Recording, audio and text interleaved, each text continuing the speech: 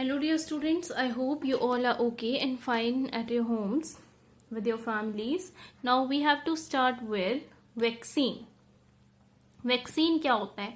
How why children and infants given vaccination. उनको vaccination, जैसे आपने सुना होगा छोटे बच्चों को जब वो 1.5 महीने के होते हैं तब इंजेक्शन लगता है, वैक्सीन लगती है, उनको पोलियो वैक्सीन पिलाई जाती है. तो ऐसा क्यों होता है बेटा? क्यों बच्चों को एक्चुअली वैक्सीनेट किया जाता है, या फिर इस वैक्सीन का मतलब क्या है? क्या कुछ करते हैं इस वैक्सीन को देने के लिए? When a disease carrying microbe enters our body, the body produces antibodies to fight the invader. जब भी बेटा कोई भी डिजीज कॉजिंग माइक्रो ऑर्गेनिज्म हमारी बॉडी के अंदर जो है वो घुस जाता है, तो हमारी बॉडी उसको खत्म करने के लिए कुछ बनाती है, जिसको हम क्या बोलते हैं? एंटीबॉडीज. एंटीबॉडीज बनाती है ताकि उन एंटीबॉडीज के थ्रू वो उस माइक्रोब को जो है वो खत्म कर सके. The body also remembers how to fight with microbe if it enters again. This is very important and very interesting. हमारी बॉडी फिर क्या करती है? उससे मिलता जुलता वो मैकेनिज्म याद रखती है कि मान लो दोबारा वही सेम माइक्रोब हमारी बॉडी के अंदर एंटर करता है, तो फिर से उसके साथ किस तरह से फाइट करनी है, ये हमारी बॉडी को जो है वो याद रखती है कि फिर से उस माइक्रोब पर कैसे काबू करना है. तो अगर डेड और वीकेंड माइक्रोब हमारी हेल्दी बॉडी के अंदर डाल दिया जाए तो हमारी बॉडी क्या करती है? उसको मारने के लिए सुटेबल एंटीबॉडीज बना के रख लेती है. और इन फ्यूचर अगर हमारी बॉडी में वो माइक्रोब एंटर करता है तो हम उससे ज्यादा इफेक्ट नहीं होंगे और हमारी बॉडी जो है उसको खत्म कर देगी. फॉर एग्जाम्पल, जो पोलियो होता है बेटा, पोलियो डिजीज, वो पोलियो वायरस की वजह से होती है. तो पोलियो की वैक्सीन छोटे बच्चों को पिलाई जाती है. उसके अंदर क्या होता है? वो माइक्रोब जो होता है वो डेड फॉर्म के अंदर होता है. तो इससे हमारी बॉडी उसको हेल्दी बॉडी के अंदर डालते हैं मरा हुआ, तो उसके अगेंस्ट एंटीबॉडीज बना के रख लेती है. और अगर इन फ्यूचर वो एंटर करने की कोशिश करता है माइक्रोब हमारे अंदर, तो हमारी बॉडी उसको नेचुरली ही ओवरकम जो है वो कर लेती है. Okay, this is how a vaccine works. Several diseases including cholera, tuberculosis, smallpox, hepatitis can be prevented by vaccine. तो हाँ, बहुत सारी मेडिकल ने जो है बेटा बहुत सारी डिजीज के अगेंस्ट वैक्सीन डेवलप करी हैं, जैसे कि कॉलरा है, ट्यूबरकुलोसिस है जिसको आप टीबी बोलते हो, स्मॉल पॉक्स है, हेपेटाइटिस है, इन सब के लिए. तो सबसे पहले जो वैक्सीन बनाया था वो किसने बनाया था? सर एडवर्ड जेनर ने. स्मॉल पॉक्स के अकॉर्डिंग जो है अगेंस्ट जो है वो बनाया था बेटा इन 1798. Okay, now let us proceed. In your childhood, you must have been given injections to protect yourself against several diseases. Can you prepare a list of these diseases? You may take help from your parents. जब हम छोटे होते हैं बेटा तो हमें सबको जो है वो इंजेक्शंस लगी थी. तो क्या आपको पता है कि आपको कौन कौन सी डिजीज के अगेंस्ट वैक्सीनेट किया गया है? आपको ढूंढना है और जरूर पता करना है, अपने पेरेंट्स से पूछना है. It is essential to protect all that children against this. ये जरूरी है बेटा कि इस तरह की बीमारियों के अगेंस्ट बच्चों को जो है वो बचाया जा सके. ठीक है, जो वैक्सीन होती हैं वो हमारे नियर बाय हॉस्पिटल्स में जो है बेटा वो अवेलेबल होती है. हम टीवी न्यूज़पेपर्स पर देखते भी हैं कि जैसे छोटे बच्चों को अंडर 5 जो इनकी एज होती है उनको पोलियो वैक्सीन पिलाई जाती है under pulse polio program. Polio drops given to the children are actually a vaccine. वो भी क्या होती है बेटा? वैक्सीन होती हैं. ये पूरा वर्ल्ड वाइड कंपेन चलाया गया था स्मॉल पॉक्स के अगेंस्ट, जिससे कि जो है वो अब इरेडिकेट हो गया है smallpox most of the world से, parts of the world.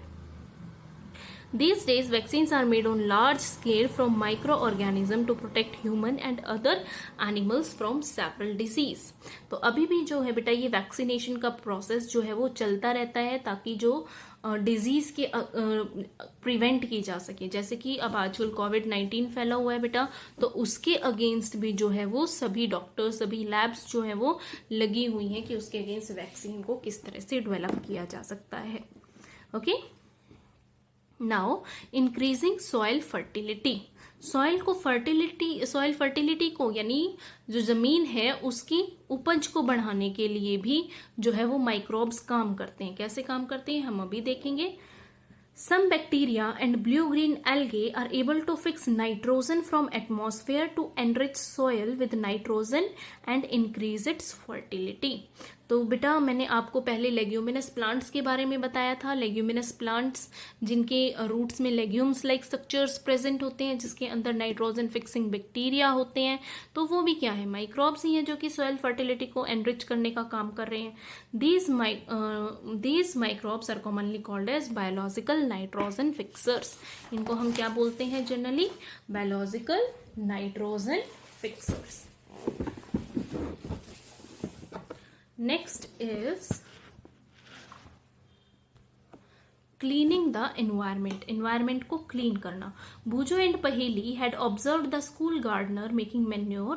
Along with their friends, they collected waste of plants, vegetables and fruits from nearby houses and gardens. They put them into a meant for waste disposal. After some time, it decomposed and got converted to manure. Bujo and Paheli wanted to know how this had happened. बुजो और पहेली ने क्या किया बेटा, कुछ एक जो है वो वेस्ट इकट्ठा करके उसको क्या किया, प्लांट्स, वेजिटेबल और fruits from near by houses, उसको इकट्ठा कर लिया एक गड्ढे के अंदर.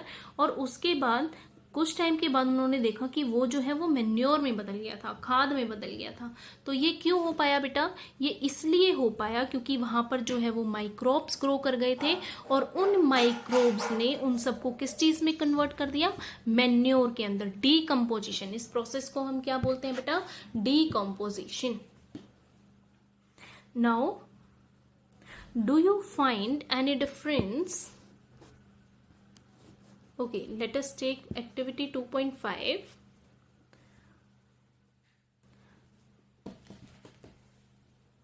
Take 2 pots and fill each pot half with soil. Mark them A and B. Put plant waste in pot A and things like polythene bags, empty glass bottles and broken plastic toys in pot B. तो हमने क्या करना है बेटा, 2 pots लेने हैं. उसमें से एक में तो हमने किस तरह का, जैसे प्लांट वेस्ट डाल देना है, सपोज सब्जी डाल दी या फिर और घर का वेस्ट डाल दिया, किचन वेस्ट डाल दिया. और एक में हमें प्लास्टिक, ग्लास, इस तरह की चीजें, टॉयज वगैरह हमने उसके अंदर डाल दिए. तो हम क्या देखेंगे, दोनों में क्या डिफरेंस देखेंगे कि जो पोट ए का था वो तो डिकम्पोज हो चुका होगा और जो पोट बी का था वो एज इट इज मिलेगा. ऐसे क्यों होता है बेटा, ऐसे इसलिए होता है बेटा क्योंकि जो कुछ ऐसे सब्सटेंस होते हैं जो माइक्रोब्स की हेल्प से डिकम्पोज हो जाते हैं, उनको हम क्या बोलते हैं, बायोडिग्रेडेबल सब्सटेंसेस. और जो प्लास्टिक, ग्लास होते हैं बेटा, ये क्या होते हैं, non biodegradable substances. Okay, the plant waste have been converted into manure by the action of microbes. The nutrient released in this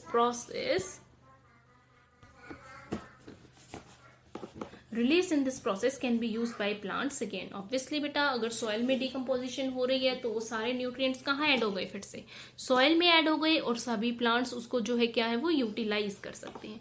did you notice that pot B, polythene and these empty glasses, these do not have any change. The microbes could not act on them. उनके ऊपर वो ना act कर पाए और उनको ना manure में कन्वर्ट कर पाए. तो उसमें जो है वो large amount of dead organic matter in the form of decaying plants and sometimes dead animals on the ground, you find that they disappear after some time. This is because microorganisms, they decompose that organic waste. हम कई बार क्या देखते हैं बेटा कि suppose पेड़ की पत्तियां नीचे गिरी हुई हैं या कोई एनिमल, कीड़े मकोड़े कोई डेड हो गए हैं या और कुछ डेड पड़ गया है, तो वो थोड़े दिन के बाद क्या हो जाता है, डिसअपियर हो जाता है. तो why it get disappear, because it get decomposed by the organism, by the microorganisms. तो इस तरह से ये पूरे एनवायरमेंट को के लिए क्या भी काम कर रहे हैं बेटा, ये पूरे एनवायरमेंट के लिए जो है वो डीकम्पोजिशन करके क्लीनिंग का काम कर रहे हैं. ओके, तो आज के लिए हम इतना ही पढ़ेंगे हार्मफुल माइक्रोब्स के बारे में. We will take it tomorrow. Okay, thank you so much.